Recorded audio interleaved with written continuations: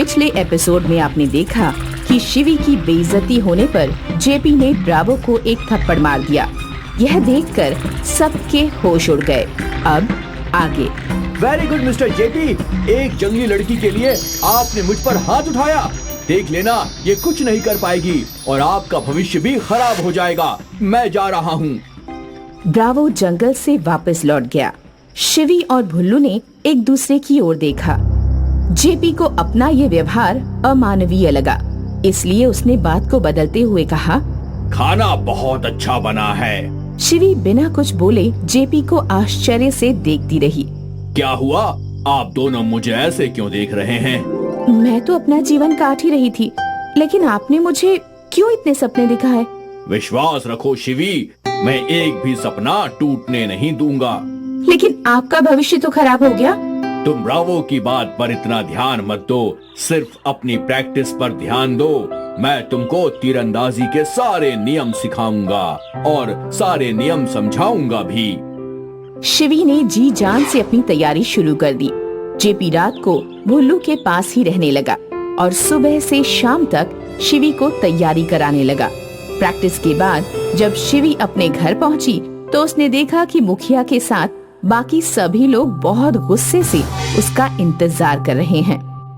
क्या हुआ? सब ठीक तो है?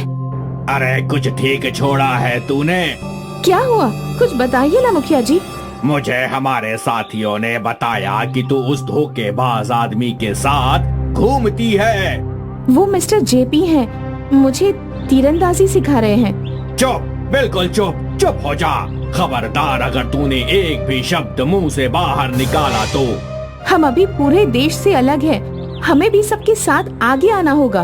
ये फालतू बातें दिमाग से निकाल दे और आज के बाद बाहर आना जाना तेरा बिल्कुल बंद। ऐसा मत कीजिए, मेरा जाना बहुत जरूरी है। ज्यादा बकवास की तो मैं उस विदेशी आदमी को भी जान से मार दूंगा। मुखिया ने सभी लोगों के सामने शिवी को ये फैसला सुना दिया। शिवी की आंखों से आंसू छलक पड़े। ये सब तू नहीं किया है ना? दीदी, आप सारा दोष मुझे ही क्यों देते हो? मैं इसके बारे में कुछ नहीं जानता। मैंने कितने ख्वाब देख लिए थे। मैं इस कुएं की दुनिया से बाहर जाना चाहती थी, लेकिन अब क्या होगा? चुप कैसे भाग जाना? पागल है क्या? ये लोग जेपी को मार देंगे। मेरे सपनों के लिए उसको क्यों मरना पड़े? दीदी, अब सोचते हैं कि क्या किया जा सकता है। मुझे सिर्फ इस बात की फिक्र है कि मिस्टर जेपी को ये लगेगा कि मैंने धोखा दे दिया। मैं कल सुबह जाकर मिस्टर जेपी को ये सब बताऊंगा कि आपके साथ क्या परेशानी है। मैं तुझे बिल्कुल नालायक समझती थी, लेकिन तू तो अच्छा भाई है। अब आप सो जाइए, सुबह मैं चुपचाप जाऊंगा, फिर कोई न कोई रास्ता जरूर निकल जाएगा। लेकिन तू जेपी को बोलकर कैसे समझाएगा? हाँ, ये तो मैंने सोचा ही नहीं। मुझे जेपी ने एक बार कागज पेंसिल दिए थे, मैं उस पर लिख दूंगी। तू वो पर्ची जेपी को दे देना। शिवी भी दुखी मन से सो गई। मंगू भी अगले दिन की योजना बनाते बनाते सो गया। अगली सुबह मंगू अपने छोटे छोटे कदमों से जेपी को ढूंढने निकल गया और दूसरी तरफ शिवी की भी चिंता बढ़ने लगी। मंगू घने जंगल में खुद से बातें करते हुए चला जा रहा है। ना जाने ये विलायत से आया आदमी हमको कहाँ मिलेगा। वैसे सही कहते हैं मुखिया जी, किसी पर इतना विश्वास नहीं करना चाहिए। अपना गांव सबसे प्यारा है। मंगू थोड़ी दूर चला और फिर थक कर बैठ गया। कहाँ मिलेगा ये आदमी? मैं तो थक गया हूँ। मंगू जेपी को ढूंढता रहा। जेपी भी नदी के किनारे बैठकर शिवी का इंतजार कर रहा था। आज शिवी कहाँ रह गई? हमेशा जल्दी आती थी, लेकिन आज तो कोई अता पता ही नहीं है। वो कहीं किसी प्रॉब्लम में तो नहीं है। मुझे जंगल में जाकर देखना होगा। जेपी भी शिवी को ढूंढने निकल गया और मंगू भी जेपी को ढूंढ रहा था। तभी रास्ते में दोनों एक दूसरे से टकरा गए। मंगू, मंगू, ओहो, तुझे तो मेरी बात भी समझ में नहीं आएगी। अरे मैं अपनी बात इसको कैसे समझाऊं? अरे हाँ, दीदी ने एक पर्ची दी थी, वो दे देता हूँ। मंगू ने फटाफट जेब से पर्ची निकाली और जेपी को दे दी। जेपी पर्ची खोलकर पढ़ने लगा। मुझे मुखिया ने रोक लिया है और अब मेरा बाहर आना जाना बंद है। मैं बाहर नहीं आ सकती। सभी सपने सपने बनकर ही रह गए। मिस्टर जेपी, आप वापस लौट जाओ। I am sorry. जेपी ने मंगू को जाने का इशारा किया। मंगू अपने घर की तरफ चला गया और जेपी भुल्लू के पास पहुंचा। क्या हुआ जेपी, आज अकेले और उदास? शिवी को उन लोगों ने बाहर निकलने से मना कर दिया है। सारी मेहनत और सपने मिट्टी में मिल गए। इन लोगों के बारे में मैंने तुम्हें पहले ही समझाया था। तुम जानते हो कि मैं सब लोगों से अलग क्यों रहता हूँ, क्योंकि इन लोगों को मेरा यहाँ से जाना ठीक नहीं लगा। अच्छा? हाँ, मुझे समाज से अलग निकाल दिया गया, लेकिन मैं शिवी को यहाँ से निकाल कर रहूंगा। जा रहा हूँ मैं। वो लोग इतने समझदार नहीं हैं, तुमको मार देंगे, वहाँ मत जाओ। भुल्लू ने जेपी को बहुत रोका, लेकिन वह नहीं रुका। जेपी गुस्से में शिवी के गांव पहुंच गया। मुखिया की नजर जेपी पर पड़ी। मुखिया ने शोर मचाकर बाकी आदमियों को बुलाया। शोर सुनकर शिवी बाहर आ गई और जेपी छुप गया था। वो विलायती आदमी यहाँ फिर से आ गया है, उसको जिंदा मत छोड़ना। वो लोग जेपी को खोजते रहे, लेकिन जेपी उनसे बचकर शिवी के पास पहुंच गया। अरे यहाँ क्यों? ये लोग मार देंगे। अगर तुम्हें अपने सपने प्यारे हैं तो चुपचाप यहाँ से मेरे साथ चलो। मैं कैसे सबको छोड़कर जा सकती हूँ? जब कुछ बड़ा कर लोगी तो ये लोग तुमको अपना लेंगे। अब ज्यादा सोचो मत। जेपी और शिवी वहाँ से भागने लगे। तभी मुखिया की नजर दोनों पर पड़ गई। सभी लोग उन दोनों के पीछे दौड़ने लगे और बाण मारने लगे, लेकिन हर बार उनका निशाना चूक गया। तेज भागो शिवी, तेज! जेपी और शिवी दोनों सबकी नजरों से बचते बचाते एक सुरक्षित जगह छुप गए। बाकी लोग उन्हें ढूंढते रहे। दोनों चुपचाप बैठे थे।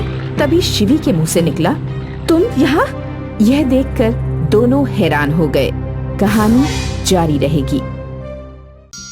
दीनापुर गांव में टोनी नाम का एक बालक चौक में चावल छोले की रेहड़ी लगाता था। उसका काम ठीक ठाक चल रहा था। उससे कुछ दूर ही एक बूढ़ी औरत चाय की ठेली लगाकर चाय बेचती थी। चौक में आने वाले लोग उसकी ठेली पर चाय पिया करते थे और इस तरह उनका भी गुजारा हो जाता था। एक दिन सुबह सुबह टोनी दुकान खोलता ही है कि तभी एक भूखा साधु वहाँ पर आ जाता है। बेटा, बहुत भूख लगी है, कुछ खिला दोगे तो परमात्मा भला करेगा बेटा। महात्मा जी, आप बैठिए और जो भी मेरे पास है उसे पेट भर कर खाइए। इस तरह टोनी साधु को भोजन करा देता है। बच्चे ने भोजन करा दिया, अब थोड़ी चाय भी पिला दोगे तो भगवान आपका कल्याण करेगा बेटा। बैठिए साधु महाराज और चाय पी लीजिए। चाय वाली बुढ़िया उन्हें चाय पिला देती है। फिर साधु की आत्मा तृप्त हो जाती है तो वो दोनों को आशीर्वाद देने लगता है। माई, तुम और वो बच्चा दोनों ही भले हैं, बहुत भले इंसान हैं। भगवान आपको सदा सुखी रखे। कभी कष्ट पड़ जाए तो इस साधु को याद कर लेना। साधु उस सामने वाले पहाड़ पर रहता है। साधु महाराज, हमें आपका आशीर्वाद मिल गया, वही बहुत है। इस तरह साधु उन दोनों को आशीर्वाद देकर चला जाता है। इस तरह कई महीने बीत जाते हैं। फिर एक दिन बहुत गर्मी पड़ रही होती है तो चाय वाली बुढ़िया को अचानक से न जाने क्या होता है कि वो चक्कर खाकर जमीन पर गिर जाती है और टोनी उसे देख लेता है। अरे ये क्या हुआ बूढ़ी अम्मा? क्या हुआ? बोलो तो, कुछ तो बोलो बूढ़ी अम्मा, क्या हुआ? टोनी बूढ़ी चाय वाली को खूब हिला डुला कर देखता है, मगर वो नहीं बोलती। बुढ़िया बेहोश हो जाती है और फिर टोनी उसे तुरंत अस्पताल लेकर जाता है। डॉक्टर बुढ़िया का इलाज करता है। फिर टोनी डॉक्टर से बुढ़िया की बीमारी के बारे में पूछता है। डॉक्टर साहब, बूढ़ी अम्मा को कौन सी बीमारी है? वो ठीक तो हो जाएंगी ना? अभी कुछ नहीं कह सकते, इन्हें शायद कोई गंभीर बीमारी है। अभी कई दिनों तक अस्पताल में इन्हें रखना पड़ेगा। ठीक है डॉक्टर साहब। उस दिन टोनी को घर पहुंचने में काफी रात हो जाती है। उसके लकवाग्रस्त माता पिता को उसकी बहुत चिंता हो जाती है। वो टोनी को देखते ही तड़प उठते हैं। बेटा, बहुत देर कर दी, कहाँ रह गया था? सब ठीक तो है ना बेटा? कोई चिंता वाली बात तो नहीं है?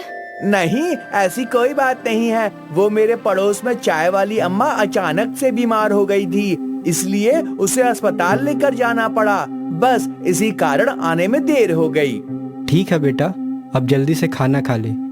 आजा, आज तो बहुत भूख लगी है। अगले दिन टोनी बूढ़ी चाय वाली से मिलने के लिए अस्पताल जाता है तो बुढ़िया रोने लगती है और उससे कहती है, बेटा मुझे अपने बीमार बेटे की चिंता है। चारपाई में पड़ा होगा, भूखा प्यासा, उसे मेरे सिवा कौन संभालेगा। मुझे जल्दी से घर ले चल। बेटे की चिंता मत करो बूढ़ी अम्मा, मैंने उसको खाना पहुंचा दिया है। भगवान तेरा भला करे बेटा, इस दुख की घड़ी में तूने मुझ बुढ़िया को सहारा दिया। इस तरह 2-3 दिन बीत जाते हैं और बूढ़ी चाय वाली ठीक हो जाती है। टोनी उसकी अस्पताल से छुट्टी कराकर घर छोड़ने के लिए अपने साथ लेकर चल पड़ता है, मगर फिर कुछ ही देर बाद पानी बरसना शुरू हो जाता है और बारिश थमने का नाम ही नहीं लेती। तो टोनी और चाय वाली अम्मा को रास्ते में रुकना ही पड़ता है। बेटा बारिश तो रुकने का नाम ही नहीं ले रही, चारों तरफ पानी ही पानी है।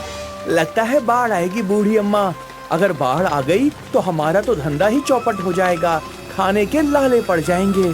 जो ऊपर वाले को करना है वो तो करना ही है बेटा, इसमें हम क्या कर सकते हैं। ठीक कहती हो बूढ़ी अम्मा। फिर टोनी और बूढ़ी चाय वाली दोनों बारिश के थमने का इंतजार करते हैं, मगर बारिश नहीं थमती। चारों तरफ पानी ही पानी नजर आने लगता है और भयंकर बाढ़ आ जाती है। वे दोनों बाढ़ में फंसकर उदास भाव से अपने अपने घर वालों की चिंता में डूब जाते हैं। बूढ़ी अम्मा, मेरे अपाहिज माँ बाप का क्या होगा? वो तो अब मर ही चुके होंगे। मेरा बीमार बेटा भी इस बाढ़ में बह गया होगा। मेरा तो इस बाढ़ ने सब कुछ लूट लिया बेटा। वे दोनों अपने घर वालों की सलामती को लेकर चिंता में पड़े होते हैं, मगर उधर कुछ अलग ही चमत्कार हो रहा होता है। बाढ़ का पानी सब जगहों पर घुस जाता है, मगर उनके घरों में सूखा ही रहता है। टोनी के घर में वही साधु नजर आते हैं जो एक रोज उसके पास भोजन करने गए थे। तुम हो टोनी के माता पिता? हाँ साधु महाराज, हम ही हैं। हमें लकवा मार गया है और हम बिस्तर में पड़े हैं। 3 दिन से भूख से तड़प रहे हैं। घबराओ मत, अब और बिस्तर में नहीं पड़े रहोगे। ये कहकर साधु टोनी के माता पिता को स्वस्थ कर देते हैं और वे दोनों अपने पैरों पर उठकर खड़े हो जाते हैं। इसके साथ ही टोनी के घर में सोना बरसने लगता है, यानी सोने की बारिश होने लगती है। ये सब चमत्कार करने के बाद साधु वापस चले जाते हैं और उसी समय किसी तरह टोनी भी अपने घर पहुंच जाता है। टोनी अपने घर को सही सलामत देखकर साधु से मिलकर बहुत खुश होता है। अरे महात्मा जी आप? हाँ हाँ बेटा, मैं भगवान की कृपा से सब ठीक है। जाओ अपने माता पिता से मिलो। फिर जैसे ही टोनी घर में घुसता है तो देखता है घर में सोने की बारिश हो रही है। उसके माता पिता दोनों अपने पैरों पर खड़े हैं। ये देखकर टोनी की खुशी का ठिकाना नहीं रहता। साथ ही उसके माता पिता भी उसे देखकर फूले नहीं समाते। देखो बेटा देखो, हम ठीक हो गए और घर में सोना बरस रहा है। पर ये सब हुआ कैसे? सब उसी साधु का चमत्कार है बेटा, वो अभी अभी यहाँ से गए हैं। ये चमत्कार देखकर टोनी बहुत खुश होता है और साधु का धन्यवाद करता है, मगर तभी उसको गरीब बूढ़ी अम्मा और उसके बीमार बेटे की याद आ जाती है। उनकी याद आते ही वो तुरंत कुछ सोना उठाकर बुढ़िया के घर जा पहुँचता है। बूढ़ी अम्मा, ये कुछ सोना रख लो। मेरे घर साधु की कृपा से सोने की बारिश हुई है। जो चमत्कार तेरे घर में हुआ बेटा, वही चमत्कार यहाँ भी हुआ है। उसी साधु ने मेरे बेटे को ठीक कर दिया और मेरे घर में भी सोने की बारिश की है।